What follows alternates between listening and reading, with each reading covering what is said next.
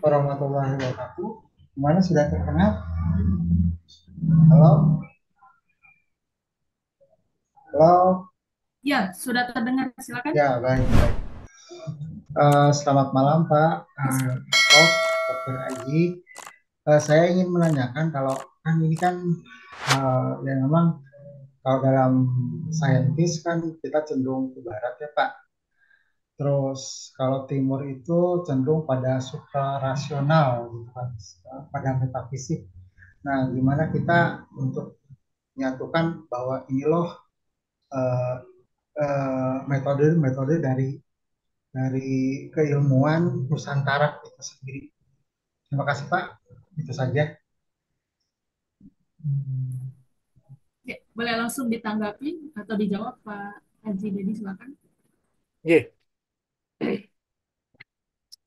ya kan, ya kadang-kadang kita itu kan terjebak gitu ya, bahwa yang barat ya sama seperti cara berpikir Capra gitu ya.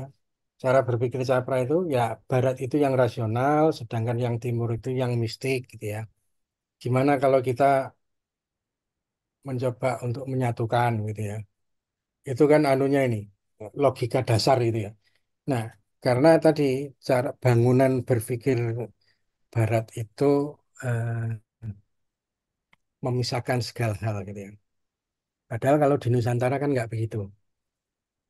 Nusantara itu juga bisa rasional, tapi dia juga bisa apa, sekaligus irasional. Bahkan yang rasional pun itu ada di dalamnya yang mistik dan lain-lain. Segala hal itu, makanya kalau saya sebut itu di apa eh,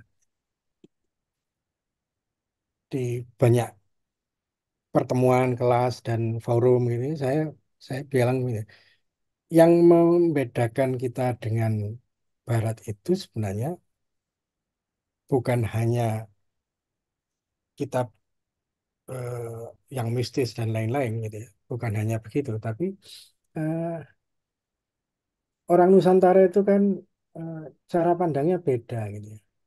Tidak terkotak-kotak, tidak secara berpikirnya tidak seperti Kartesian gitu ya. Eh, jadi eh, kita itu segala sesuatu adalah bagian dari kesucian itu sendiri. Nah, yang sakral ini kan eh, di dunia barat sudah tidak penting. Itu maksud saya di dunia berpikir barat gitu ya, yang posmo modern dan lain-lain itu, saya kira mereka sudah meninggalkan itu. Kalaupun yang mistik dan lain-lain itu penting, tapi itu adalah mainan gitu ya, bukan kesucian. Nah, eh, jadi kalau mau ditanya gimana caranya menyatukan, ya nggak perlu disatukan gitu ya. Ya Nusantara itu sendiri. Makanya kita harus dulu switching gitu ya, switching. Makanya tadi yang saya sampaikan itu ada cara berpikir Nusantara itu ya jati diri Nusantara kita itu yang paling penting. Jati diri Nusantara kita itu seperti apa sih? Bahwa kita ini adalah manusia Nusantara yang eh, apa sebenarnya kita adalah manusia kolektif yang punya eksistensi dan kita punya apa punya koneksi yang tidak pernah jeda dengan Tuhannya ya, gitu ya. Dengan semesta kan, gitu ya. Kita tidak pernah lepas itu dari koneksi itu. Itu jati diri kenusantaraan ini. Makanya kalau kenapa eh, Nusantara itu besar di zaman Majapahit, di zaman masa lalu. Dan kita sebenarnya sudah bikin gitu ya, pagar Pancasila yang itu adalah Nusantara 2.0 itu ya. Ujungnya kan awal kan ketuhanan itu ya, yang ekspresinya itu kan. Baru kedua, coba tahapan-tahapan itu aja sudah menunjukkan 5 tahapan yang sangat esensial gitu ya, yang khas Nusantara. Nah, itu kita nggak bisa memisahkan itu. Makanya di kaidah kedua kan kita ngomong di Nusantara itu, paradigma Nusantara itu adalah pandangan integral atas realitas. Tidak ada itu apa yang material sendiri, yang spiritual sendiri, yang budaya sendiri, yang anu, kita jadi satu, gitu. Bahkan kita terkoneksi dengan akhirat, dengan terkoneksi dengan segala sesuatu ruang waktu yang berkesucian di seluruh ruang dan waktu. Nah, cuman masalahnya ketika masuk ke ruang-ruang lokalitas gitu ya, ya muncullah eh, apa kearifan lokal masing-masing ini. Yang Bali ya Bali, yang apa, yang Jawa ya Jawa, Sunda Sunda. Tapi sebenarnya mereka lo punya kesamaan gitu ya, kesamaan integral cara berpikirnya. Nah itu artinya religiositas dan kebudayaan itu eh, punya relasi yang menempel, tidak lepas gitu. Nah, kalau ada terus pertanyaan, terus gimana caranya? Nah, ini urusan metode ini kan ya. Kalau metode itu nanti saya nggak masuk di ruang-ruang metodik ya, tapi sedikit spill saja bahwa metodik ya kita masuk aja dulu kita ke cara berpikir Nusantara misalnya, cara berpikir budaya apa atau cara berpikir manusia Nusantara misalnya Pak Cokro atau Pak Karno atau siapa dan lain-lain itu dijadikan dasar untuk melihat realitas gitu ya.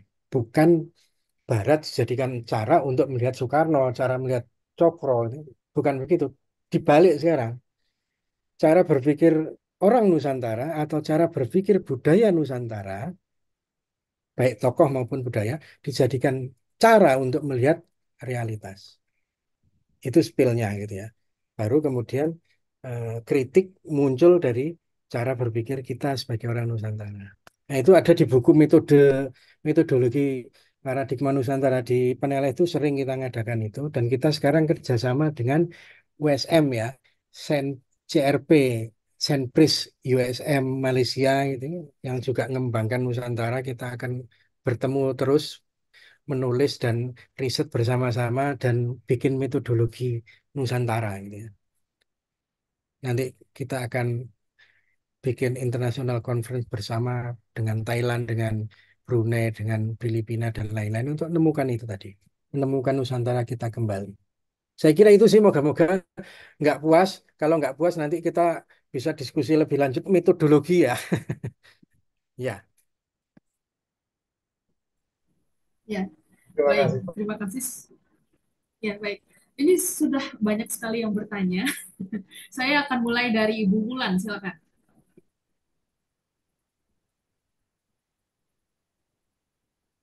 Baik, terima kasih atas kesempatannya. Saya sangat berbahagia ya malam ini. Saya juga baru kenal dengan komunitas peneleh ini ya dari ngaji kosmologi kemarin. Dan saya makin terkesan karena menjawab apa yang menjadi keinginan saya beberapa bulan yang lalu. Kalau nggak salah 5-6 bulan yang lalu saya bilang gini sama sahabat saya. Kita harus bangun kembali nih peradaban Nusantara. Karena saya pikir hari ini kita hidup bersama bukan bukan lagi manusia yang utuh gitu. Karena yang saya pikir manusia utuh ya justru manusia seperti yang Pak Dr. Aji tadi jelaskan.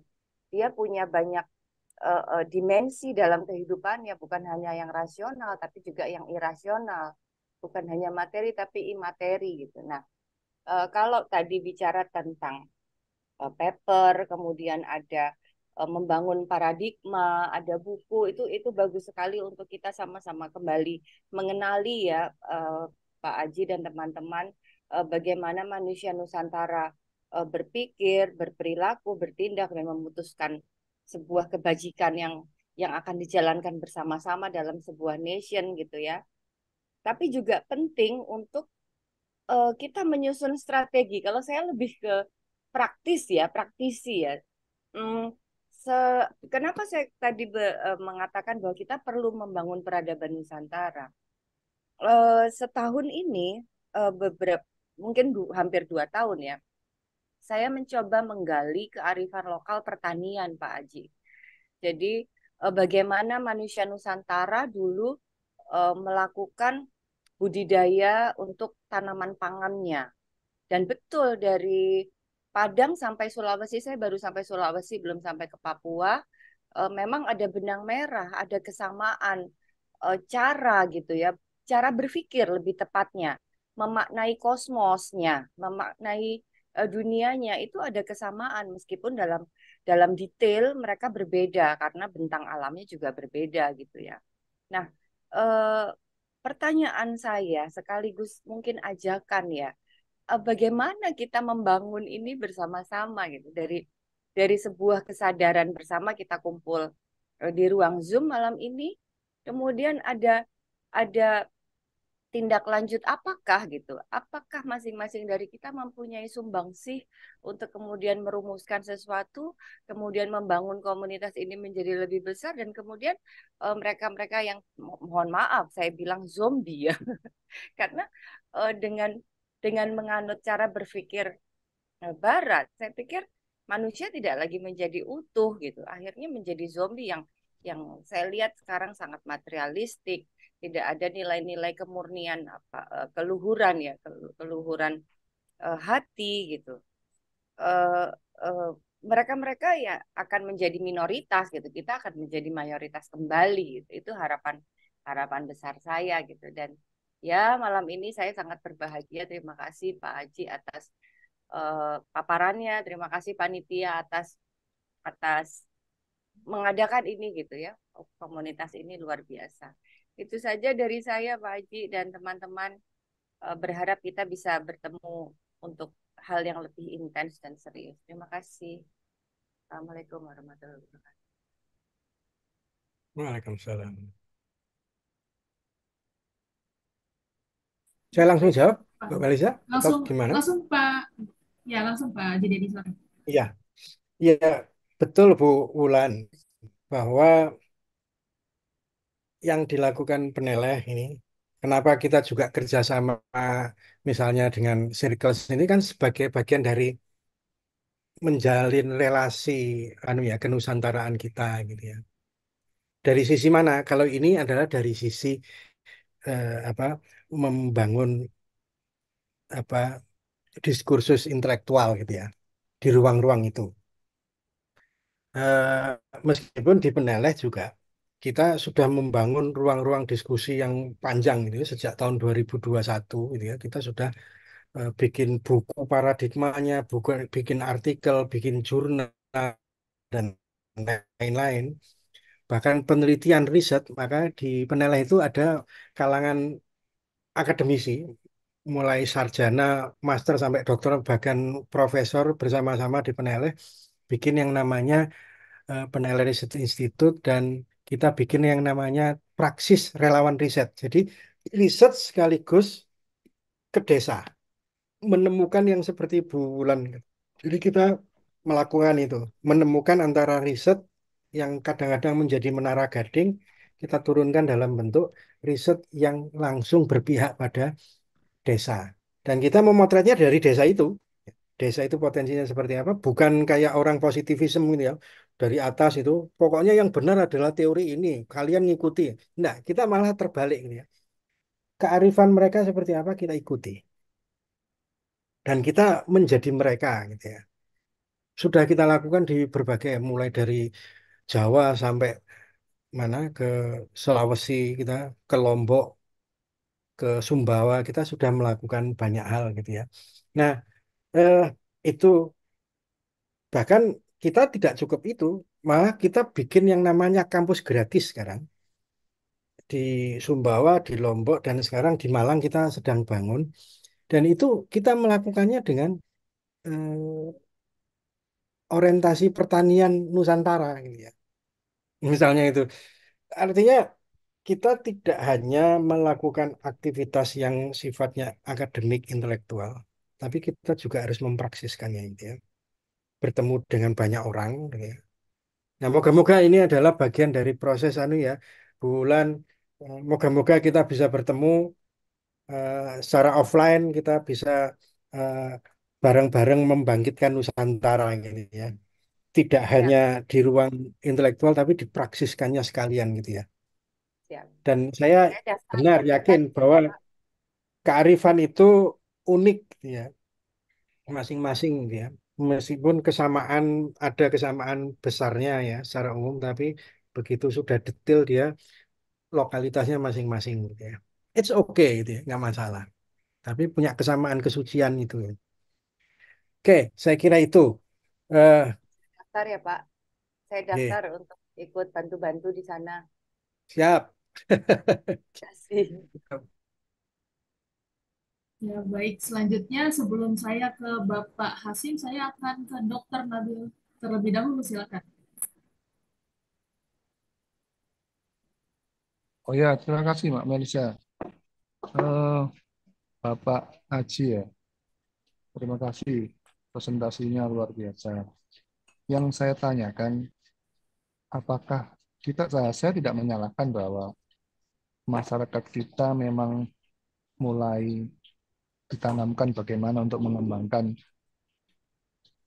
Nusantara itu untuk menjadi suatu identitas diri kita yang hidup di Nusantara ini.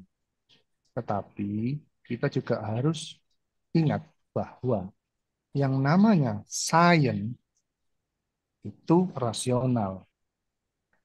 Dengan menggunakan sains, kita tidak bisa mencampur adukan yang namanya religi. Karena nanti kita akan terjebak.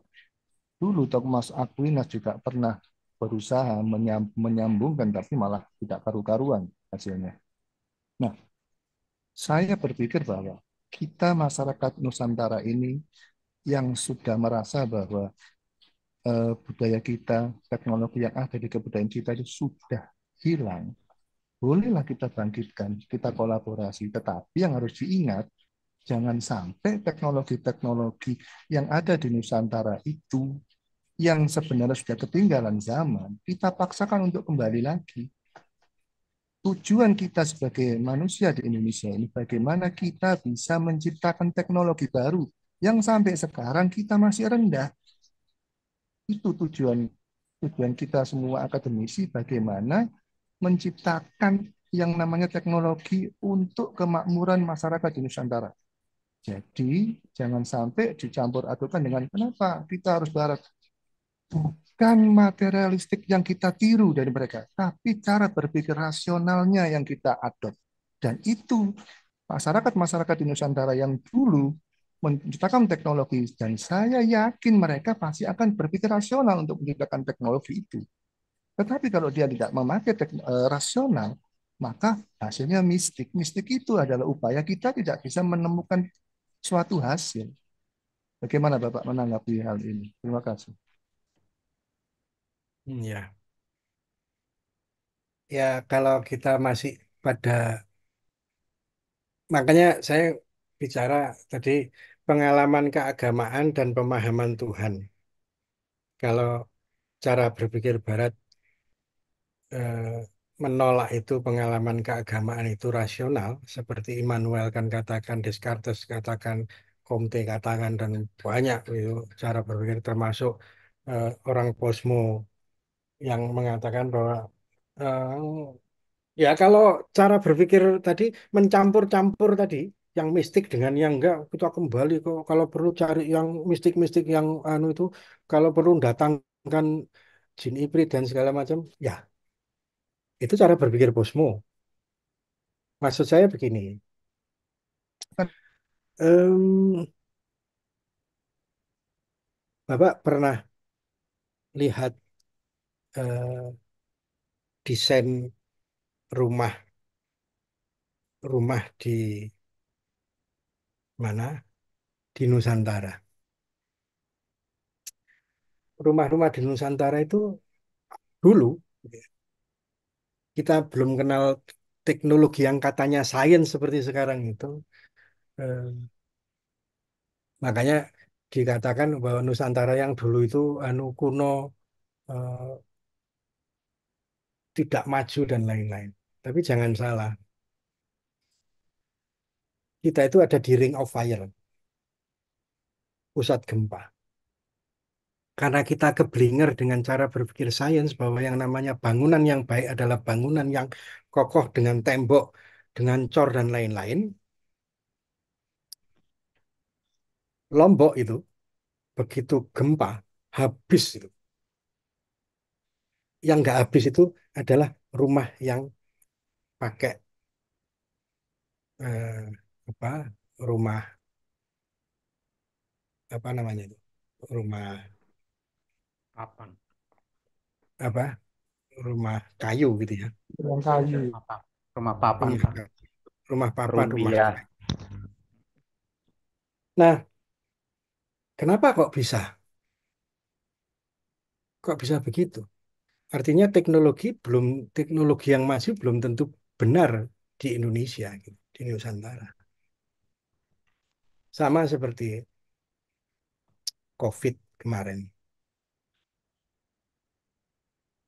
Saya itu eh, tiap hari minum herbal dan lain-lain. Ya, kalau dihitung-hitung itu Indonesia itu jumlah penduduknya 275 juta, tapi yang mati sedikit gitu ya. Tapi kan aneh gitu ya. Padahal Amerika itu jumlah penduduknya mirip seperti Indonesia, tapi yang jumlah matinya banyak. Padahal mereka teknologinya paling tinggi dan alasan apapun lah, gitu ya. Dengan apa di apa ini apa namanya di apa suntik itu dengan Vaksin. teknologi vaksin dan lain-lain Vaksin, gitu, Pak. vaksin dan lain-lain. Loh, ya apapun lah yang kita makan itu kan sebenarnya sudah sehat duluan gitu ya. Makanya kita bisa kebal. Ya nggak tahu atau itu secara genetik dan Bapak lebih tahu lah kelihatannya. Tapi yang jelas ada sesuatu yang tidak nampak, yang itu sangat Nusantara banget, yang tidak bisa dideteksi secara saintifik. Ya. Eh, Tadi seperti yang dijelaskan Bu Wulan juga gitu ya. Kita itu eh, pakai teknologi pertanian yang hancur-hancuran, revolusi hijau, kita pakai pupuk kimia, pakai apa semprot kimia dan lain-lain obat-obatan kimia, hancur sekarang pertanian di Nusantara ini. Padahal kita punya sebenarnya kekuatan pertanian yang lebih canggih. Sama seperti kita ini menghafal dalam itu mulai dari ujung akar sampai ujung apa ujung daunnya itu semua itu khas Nusantara. Makanya di dunia itu di UNESCO atau di FAO ya, itu hanya ada pusat penelitian kakao, pusat penelitian kokonat dan selalu diadakan di Indonesia karena kita adalah negara nyur melambai. Tapi sekarang kita dihabisi oleh yang bukan Nusantara dengan sawit itu. Ya hancur kita. Ya. Nah, ada hal-hal ya, ya saya tidak menegasikan bahwa perkembangan teknologi juga penting. Iya, benar itu. Tapi kita harus melihat perkembangan teknologi itu dari kacamata cara berpikir kita sebagai orang Nusantara. Dan itu memang sulit. Gitu. Bahwa sains itu dianggap sebagai sains Mana? teknologis dan lain-lain. Di apakah memang yang namanya sains itu harus yang rasional dan lain-lain. Ya nanti pada ujungnya eh, kalau Tuhan dianggap nggak rasional ya Tuhan hilang dong. Misalnya. Ya jadi begitu kan. Ya ini perdebatan Pak ya. Artinya apa? Ya tidak perlu mengembalikan teknologi Nusantara. Lawang perahu terbaik dunia dulu yang bikin kita itu, tapi kita kan belum menggali lebih jauh ya teknologi perahu ala perahu kadiknya Jawa ini. Kebodohan struktural kita gitu ya. Artinya kita perlu melihat ya oke kita bisa saja dengan cara berpikir saintifik kita melihat Nusantara. Tapi itu terbalik gitu ya.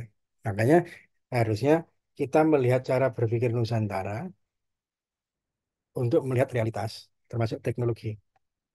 Saya kira itu sih, kalau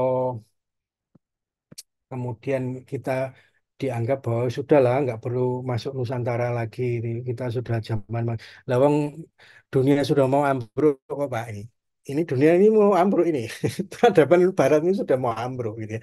Kok kita masih percaya dengan yang itu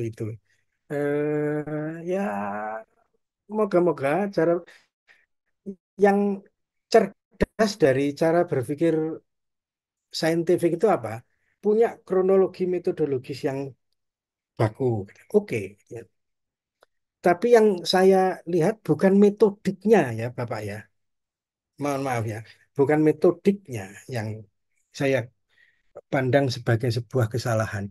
Yang saya pandang sebagai kesalahan mendasar adalah substansi filosofis dan values dari sains itu sendiri yang harus dipertanyakan dulu. Makanya kita berbicara tentang apa Nusantara atau Barat atau Timur atau ya ya kalau kita hanya melihat yang praksis-praksis ya kita akan melihat loh kita ini sudah modern kok kita mau kembali ke masa lalu gitu. Loh, bukan itu Pak yang dimaksudkan. Tapi apakah tidak pernah mempertanyakan bahwa dampak dari seluruh sains dan teknologi yang kita bangun sekarang di Indonesia tanpa sadar bahwa nilai-nilai Nusantara kita tidak menjadi bagian dari moral, bagian dari cara bekerjanya apa kearifan jiwa kita itu menghancurkan Nusantara sendiri loh ya. Itu sih yang saya pahami gitu ya. Jadi bukan melihat Nusantara dari bukan dari cara metodik sainsnya. Yang saya lihat adalah kita harus masuk ke ruang-ruang terdalam dari sains. Dan itu hanya bisa dilakukan ketika kita mengalaminya. Gitu ya. Saya kira itu sih, moga-moga nggak puas. Kalau nggak puas kan kita bisa diskusi yang lebih panjang lebar, Pak ya. Karena waktunya kan nggak mungkin gitu ya, kalau begini. Tadi Nusantara itu hanya jawaban akhir gitu ya. Padahal sebenarnya kan saya menjelaskan tentang kegagalan filosofi Barat gitu ya. Mulai dari yang pramodern yang dibunuh, kemudian modern yang dinaikkan ke permukaan yang sangat ateis itu ya. Bisa jadi kedokteran juga ateis, teknologi juga ateis, akuntansi apalagi ateis, ekonomi kita ateis. Bahkan bukan hanya ateis yang saya katakan tadi itu.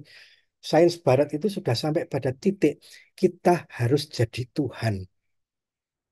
Semua harus jadi Tuhan. Dan itu kan berbahaya gitu ya. Artinya apa? Kita akan membunuh Tuhan atas nama sains. Yang itu yang perlu kita diskusikan lebih lanjut sebenarnya. Terima kasih. Ya, baik, terima kasih. Eh, Berhubung waktu yang sangat singkat dan banyak yang ingin bertanya, di sini saya menyampaikan, saya ingin mengingatkan ya, sahabat yang ingin bertanya boleh sampaikan secara singkat saja dan pastikan pertanyaan yang disampaikan relevan. Ya, kepada Pak Hasim selanjutnya saya persilakan untuk bertanya. Baik, terima kasih Mbak Melisa. Mohon maaf saya off cam ya karena jaringan saya kurang bagus.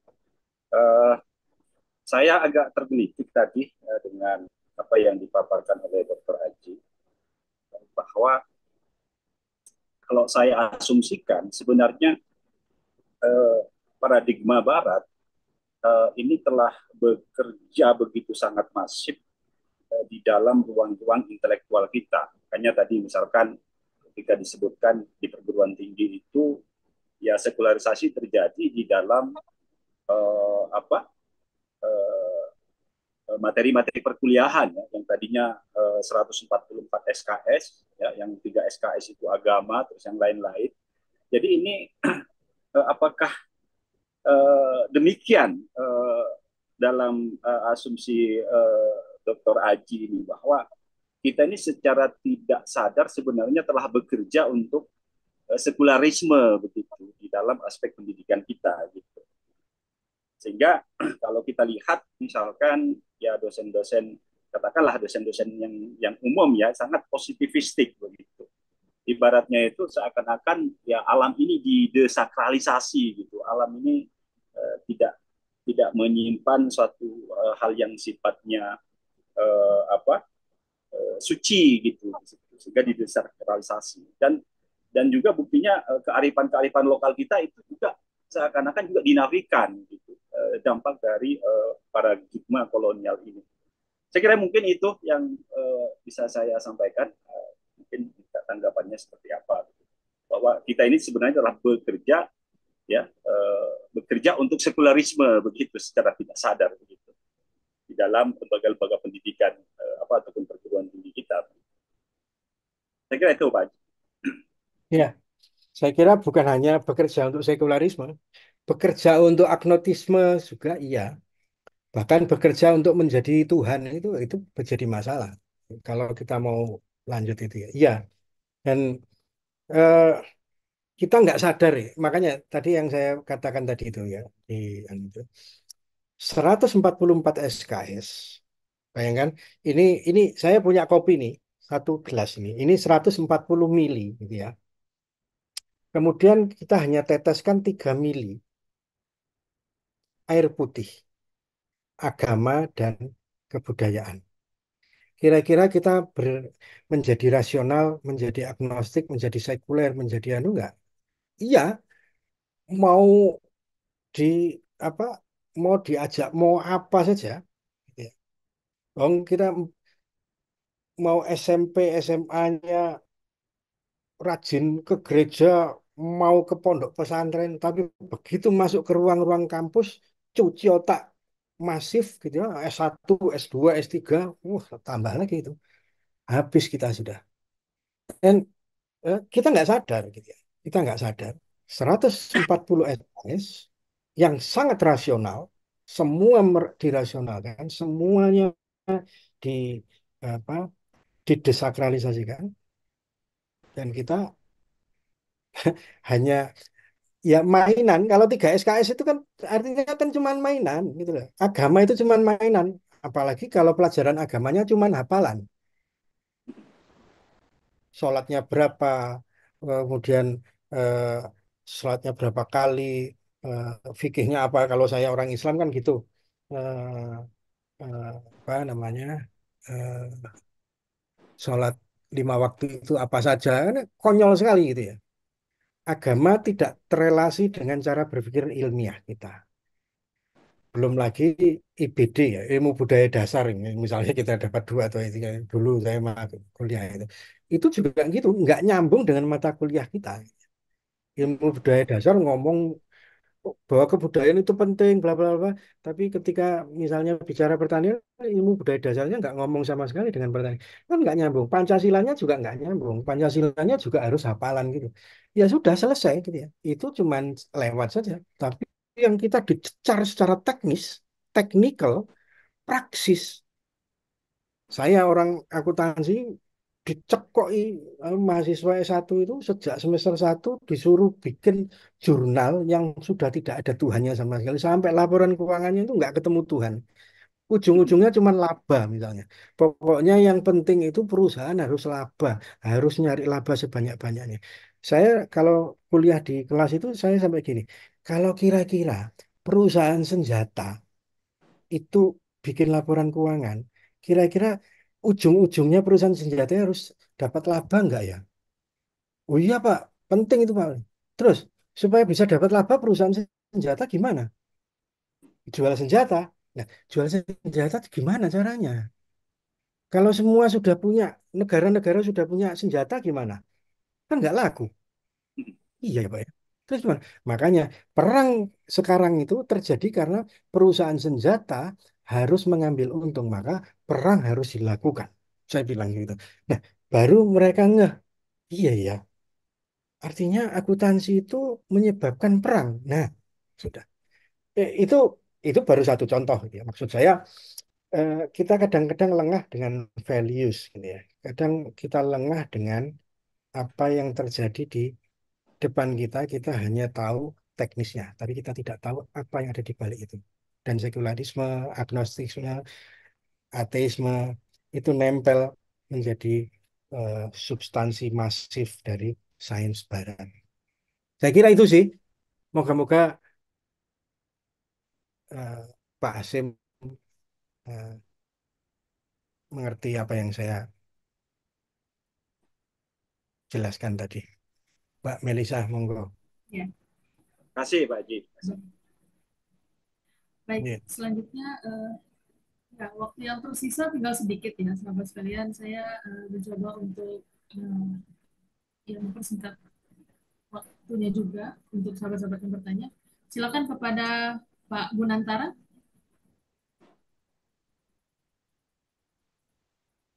Oke, mohon maaf tidak bisa membuka kamera.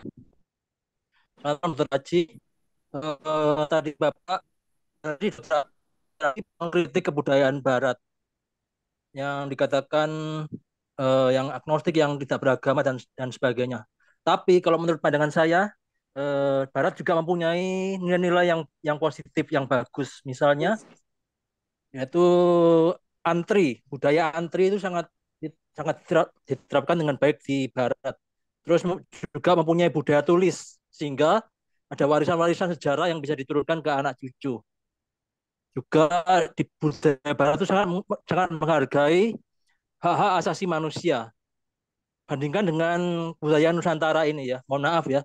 Kalau di Nusantara itu budaya tutur itu sangat mudah diselewengkan, tidak bertahan lama, dan sangat kan tahu ya, budaya tutur itu tidak bisa bertahan lama, dan ya bisa bisa tidak murni lagi. Kemudian eh, Bapak mengatakan bahwa harus kembali ke budaya budaya Nusantara. Budaya Nusantara yang mana? Yang apakah budaya yang KKN itu, korupsi, kolusi dan nepotisme? Saya ingat dulu yang waktu pembangunan tol dari Anyer sampai Panarukan itu, Daendels itu kan memberikan upah yang layak kepada para buruh yang mengerjakan, tapi diambil oleh perangkat-perangkat yang desa yang notabene adalah bangsanya sendiri. Apakah itu yang harus kita warisi? Jadi menurut pandangan saya, kita harus menyaring budaya Barat yang baik kita tiru, dan budaya Barat yang buruk kita singkirkan. Baik, terima kasih. Ya, terima kasih. Silakan Pak Haji Dedi. Ya, ya, hak asasi manusia, budaya tulis, budaya antri. Terus kalau timur itu KKN. Emang di barat nggak ada KKN? Kenapa eh, Trump nggak boleh nyalon jadi presiden? Ujung-ujungnya urusan KKN. Ya. Beberapa presiden dan perdana menteri anggota DPR dari negara-negara barat eh, juga KKN. Ya. Siapa bilang ada budaya antri yang baik di barat? Emang di Indonesia nggak ada? Nggak juga begitu sih. Saya sering ke luar juga sama aja gitu ya. Artinya maksud saya, nah ya jumlah penduduk kita itu banyak sekali. Gitu ya. Dan eh, budaya budaya tulis, apakah Indonesia tidak, di Nusantara tidak ada budaya tulis? Saya itu kemarin eh, apa ya, nggak kemarin ya, sering gitu ya, baca kitab-kitab Ronggo Warsito, kitabnya apa Martabat 7, kitabnya Martabat 5, yang itu ditulis oleh, tadi yang saya sampaikan tadi, kita kitab eh, eh, kitab dari siapa,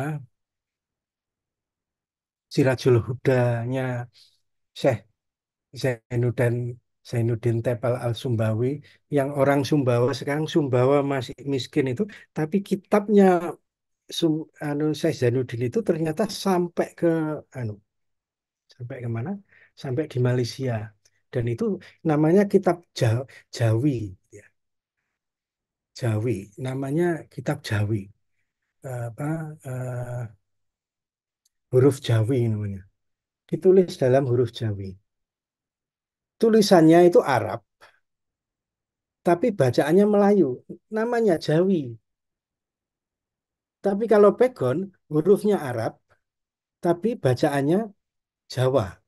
Nanti ada lagi di Madura itu tulisannya itu Arab, tapi bacaannya eh, Madura, itu namanya Pekju. Nah, emang Nusantara tidak punya budaya tulis. Ada kekeliruan. Nah, itu tadi yang saya sebut dengan misleading pengetahuan gitu ya. Misleading pengetahuan itu apakah Indonesia tidak punya budaya? Ya, karena kita ini itu tadi kalau ada dalam teori sosial itu kan yang namanya peripheral city gitu ya, peripheral town gitu ya. Kota yang peripheral ya, perbatasan antara kota dan desa. Itu biasanya perbatasan antara kota dan desa itu dia nggak mau nggak mau disebut miskin, tapi dia juga nggak mau keluar biaya yang banyak. Kemudian otaknya, ya karena itu tadi modernismenya gelontor habis-habisan masuk ke dunia kita, tapi dia masih berpikir masa lalu gitu ya. Dan itu yang namanya kemudian apa ya dalam istilah komputer itu hang gitu ya. Hang itu kalau sudah hang komputernya nggak bisa diapa-apain ya. Pedot sarafnya itu ya. Jadi jangan mengatakan bahwa orang Nusantara itu jelek loh. Ya, itu tadi misleading karena kita melihat dari cara pandang Barat. Ya, Em, ya, ya nggak apa-apa sih. Mengambil yang baik, iya benar, mengambil yang baik dari Barat. Tapi nggak cukup itu sih, ya. Nggak cukup tradisi itu. Saya nulis di buku 2024 itu,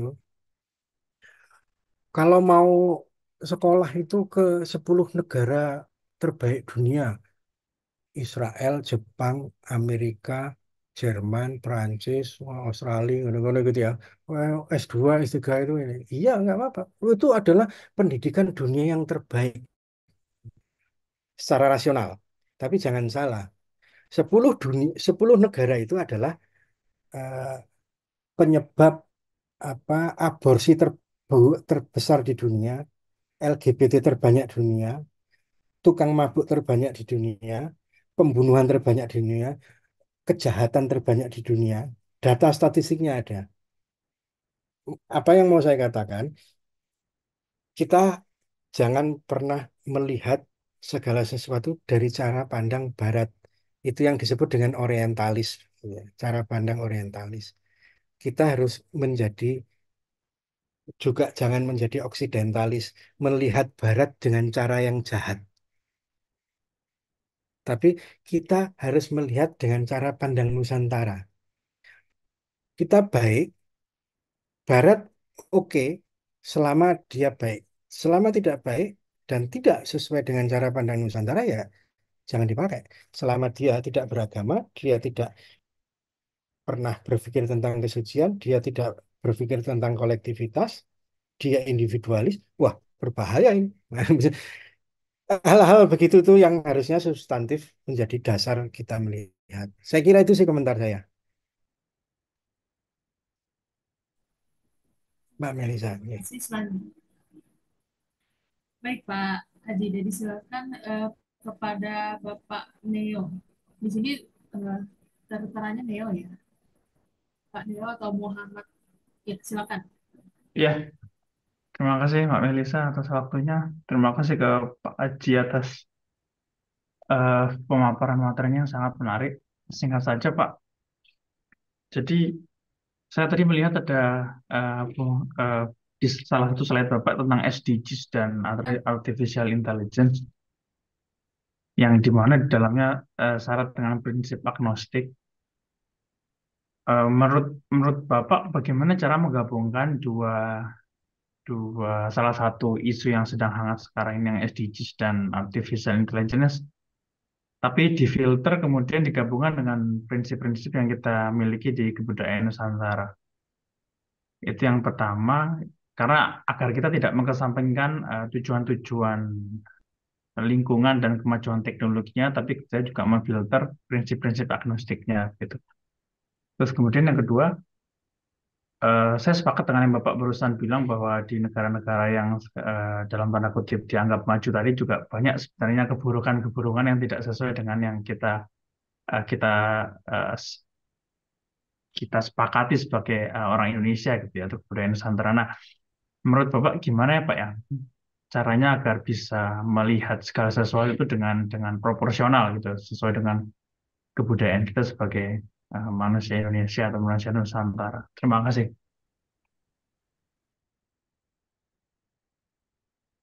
Ya, melihat secara proporsional. Ada SDGs, ada AI, dan lain-lain. Ya, eh, saya sih awalnya, ya, karena saya melihat, saya mencoba untuk melihat segala sesuatu itu dari cara berpikir kita. Saya mencoba kembali ke cara berpikir kita sebagai orang Nusantara gitu ya. Orang Nusantara itu tadi ada 4 kaidah.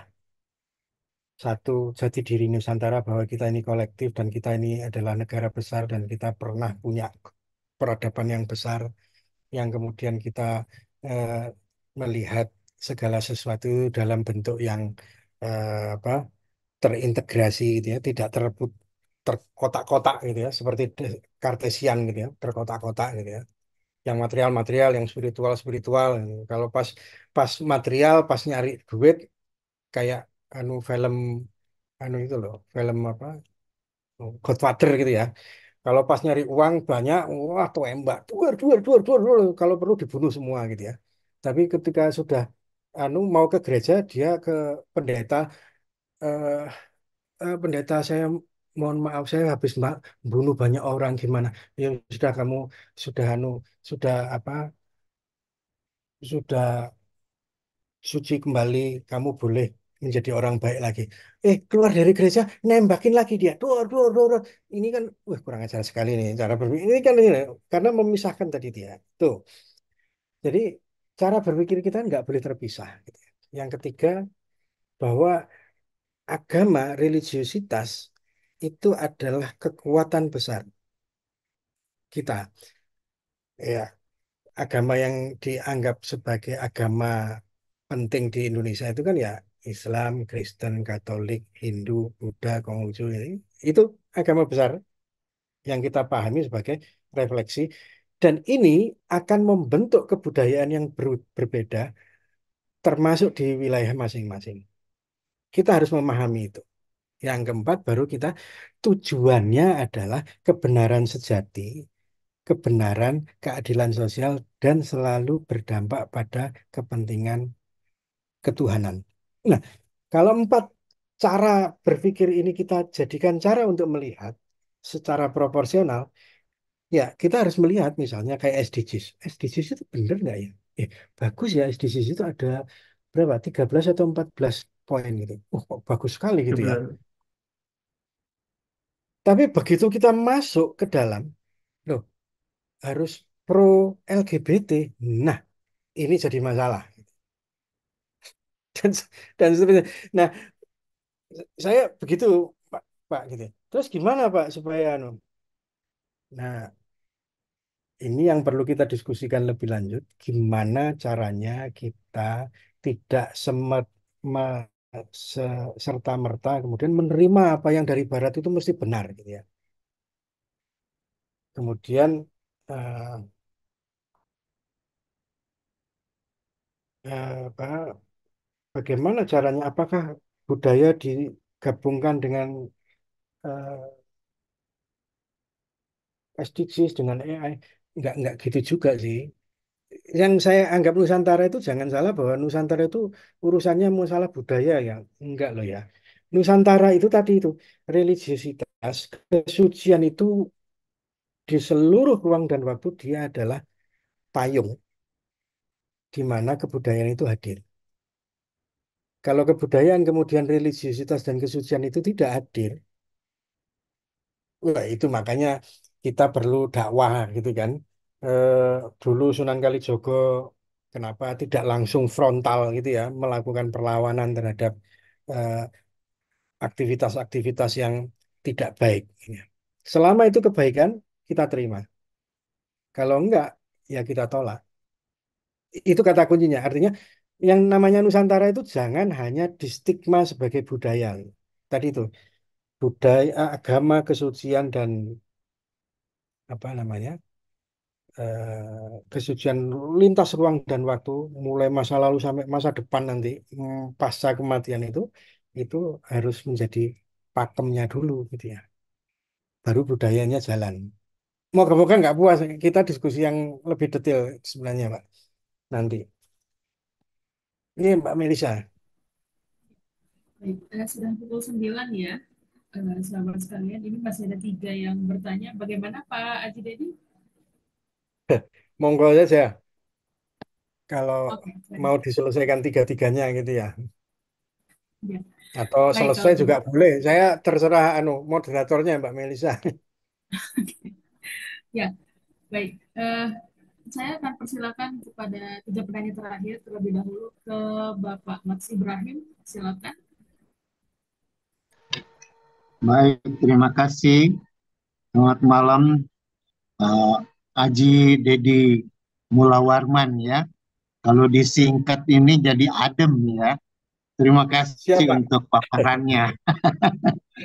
Nah, ini memang bagi saya yang pertama, saya minta materi ya. Itu yang saya chat. Pertama itu. Yang kedua adalah pemahaman saya sebelum saya bertanya Pak Dedi. Bagi saya, memang saya percaya tidak ada sesuatu yang baru di muka bumi ini. Itu yang pertama.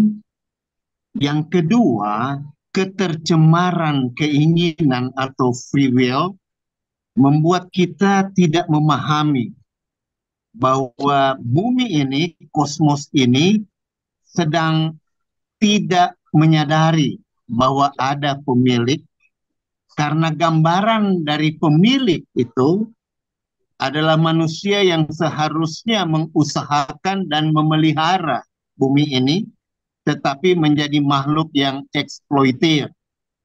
Nah, kalau saya mendengar paparan Pak Aji Dedi Mulawarman sangat menarik, bahwa dunia ini menurut saya harus dimerdekakan dari penjajahan agama.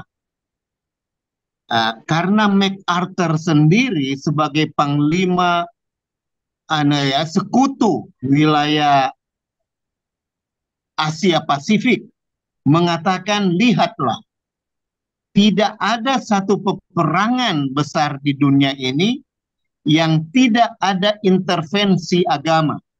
Agama adalah satu sistem yang mengelola keyakinan agar supaya manusia menjadi lebih dekat kepada Tuhan. Tetapi yang ternyata yang disakralisasi bukan Tuhan dan manusia yang sifatnya kekal, tetapi justru agamanya oleh para pengelola. Nah, pertanyaan saya, karena Indonesia ini adalah Nusantara barulah. Dulu Nusantara dengan filosofi berpikir berdasarkan alam. Nah, sekarang kita ini mengacu kepada pola berpikir tafsir filosofi barat yang sedang terjadi dekadensi.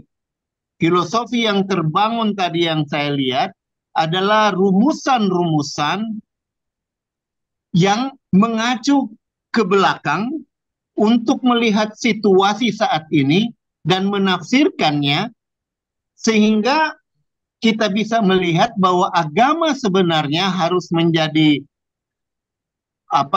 penyaring semua ini. Terjadi kegagalan karena terkooptasi dengan kekuasaan, dengan ingin bersaing satu dengan yang lain. Jadi pertanyaan saya, Indonesia sekarang ini menjadi penentu karena kita punya Pancasila. Apakah Pancasila ini dapat diimplikasikan secara benar dan baik bila mana Indonesia dimerdekakan dari penjajahan agama, tanda kutip, karena agama biar bagaimanapun harus dikelola dan dikelola oleh manusia.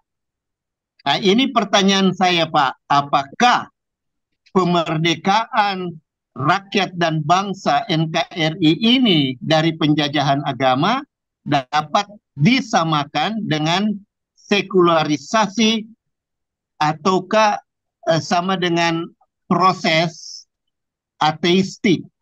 Nah, itu pertanyaan Pak Haji Dedi Mulawarman, Bapak Dr. Adem. Terima kasih banyak, Pak. Ya, Ya. baik. Izin Pak Haji Dedi, mungkin saya akan habiskan dulu pertanyaannya. Maksudnya saya akan persilakan terlebih dahulu, nanti kemudian boleh ditanggapi sekaligus menutup diskusi dan pertemuan malam hari ini. Baik, kepada Ibu Hesti, kami persilakan. Saja ya Pak, karena ini sudah malam. Jadi saya ingin bertanya, bagaimana pendapat Bapak mengenai sebuah tesis dari Samuel Huntington yang berjudul The Clash of Civilization, yang pada intinya membahas mengenai adanya kemungkinan bentrok antara budaya dan identitas agama sebagai sumber konflik utama setelah Perang Dingin. Kemudian dengan kondisi demografis NKRI yang beragam ini, kira-kira apakah hal ini juga dapat mengancam kondisi stabilitas negara? Terima kasih. Baik, terima kasih. Selanjutnya, Dr. Sakan, silakan. Ya. Selamat malam Mbak Melisa, selamat malam Bapak Dr. Haji Dedi Mulawarman. Pertanyaan saya singkat sekali karena mengingat waktu yang sudah terbatas. Saya membaca buku John F. Hout, seorang teolog ya, yang terbit pada tahun 2020. Buku itu berjudul Cosmology, Theology, and Laudato Si. Nah, di situ beliau mengatakan bahwa alam semesta sebenarnya mempunyai tujuan yang melampaui saintisme dan materialisme. Mohon komentar dan pencerahan dari Dr. Haji Dedi Mulawarman. Terima kasih. Ya, baik. Terima kasih kepada Pak Haji Dedi. Silakan. Ya.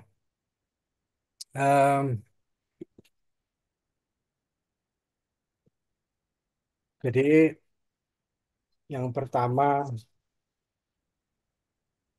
Pak Max Ibrahim, ya Adem itu dulu singkatan waktu saya masih SD SMP itu namanya Adem Pak biasanya. Haji Dedi Mulawarman. Terima kasih Pak Pak Max Ibrahim. Nah, apakah benar memang agama itu pusat dari penjajahan ya, dari segala sesuatu? Ada buku menarik yang ditulis oleh Graham Fuller ya. Graham Fuller itu menulis tentang A World Without Islam gitu ya. Jadi beliau nulis tentang bahwa sebenarnya yang disalahkan kok mesti Islam kenapa ya? Padahal beliau ini Graham Fuller ini kan orang mantan CIA gitu ya. Mantan CIA tapi beliau ternyata setelah puluhan tahun melihat perang, melihat apa stigmatisasi atas Islam dan lain-lain, beliau berpikir ini sepertinya ada sesuatu yang apa memang agama yang menyebabkan perang ya. Ternyata setelah beliau memaparkan di bukunya itu, ternyata ini bukan masalah agama, ini masalah rasisme gitu ya. Bahwa perang antara Cina dan Uighur itu sebenarnya bukan masalah,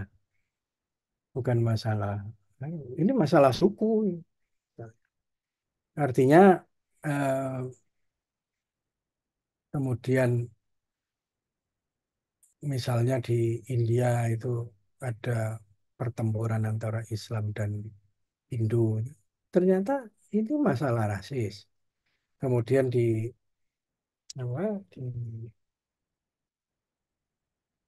sekarang yang lagi genting itu ya Kroasia dengan Rusia atau Palestina dengan Israel yang sudah jadi, ini kan kita sepertinya terperangkap pada kontak kontraksi agama sebagai kuda tunggangan yang paling enak gitu ya. Termasuk politik gitu ya. Kalau politik kan mesti begitu, bahwa kekuasaan gitu ya, semua agama itu paling enak memang ditunggangi karena dia berumur ribuan tahun sudah mapan dan eh, orang yang sangat beragama dengan baik pasti akan mudah untuk diajak untuk selama kita bisa megang keyakinan yang kita kulik gitu ya. Dan ini cara logika kekuasaan gitu ya. Nah, eh, simpulannya world without Islam itu sebenarnya Islam pun kalau nggak ada di dunia ini itu eh, perang akan tetap terjadi gitu ya. Keren itu ya buku Graham Fuller. Sama seperti Karen Armstrong misalnya, Philip Soblat, kemudian apa sejarah agama dan lain-lain. Buku yang beliau tulis itu bahkan mengatakan ini bukan masalah agama ini. Ini masalah apa hasrat gitu ya.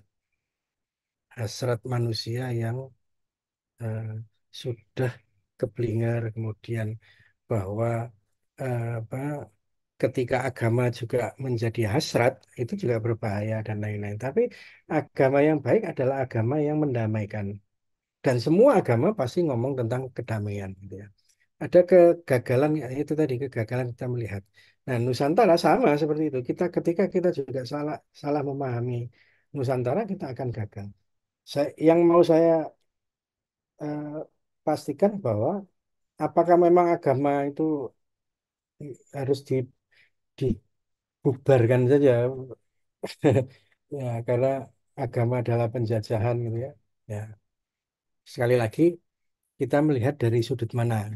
Kalau kita melihat dari sudut yang rasional dan eh, cara berpikir yang rasional dan memahami agama adalah bentuk konflik gitu ya. Bahwa agama adalah hanya simbol yang sifatnya dogmatik, yang bersifat ritual-ritual yang kemudian menyebabkan perbedaan yang sangat masif membentur-bentur kan.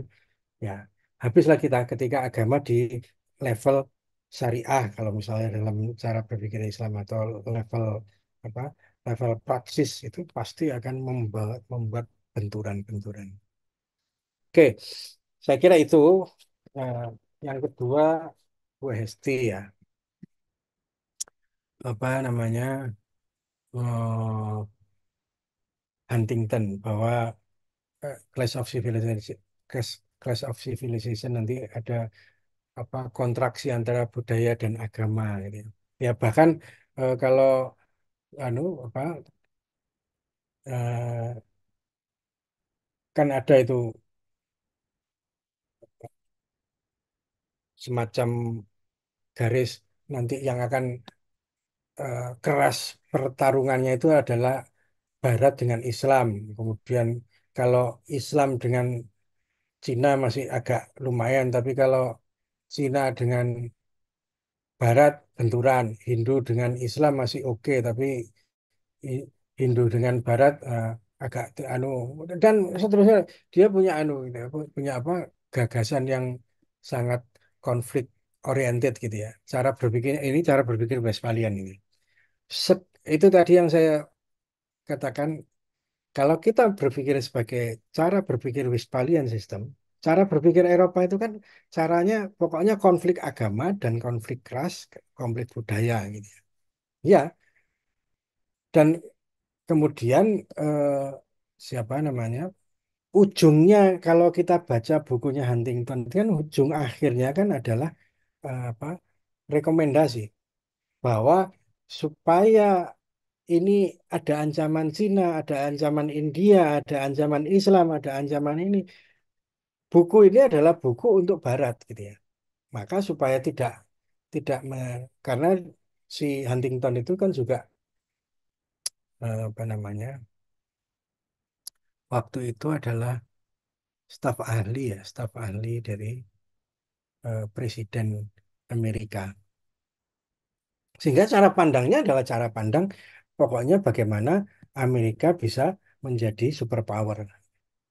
Maka eh, yang yang agak jahat kan misalnya bahwa katanya Huntington itu yang salah itu bukan sama seperti siapa namanya Huntington apa sih satunya tadi Francis Fukuyama itu yang mengatakan yang yang yang salah itu bukan fundamentalisme Islam, tapi Islam itu sendiri. Oh, itu kan bahaya itu.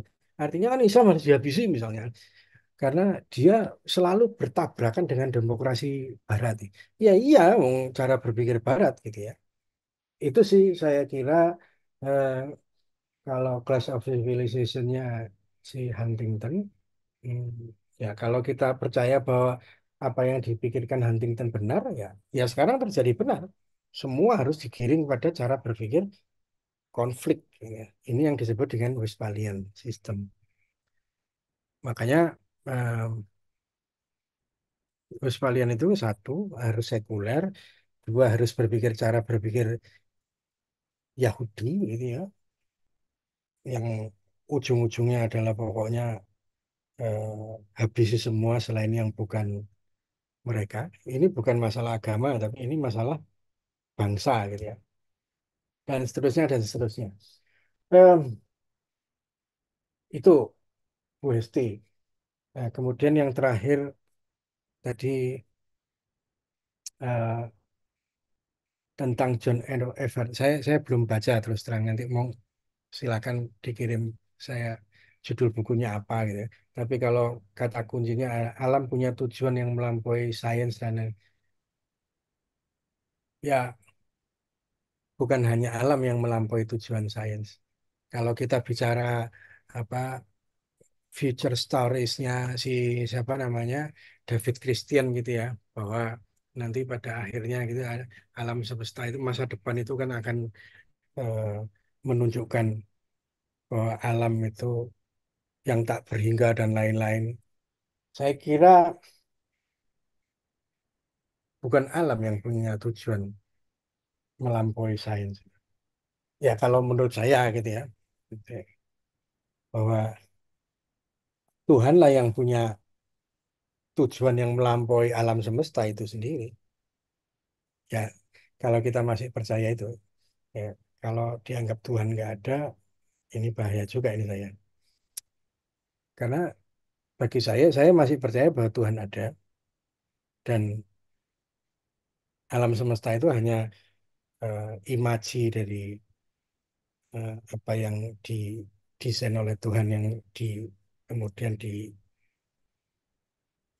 disodorkan kepada manusia dan seluruh makhluk berinteraksi di seluruh alam semesta itulah.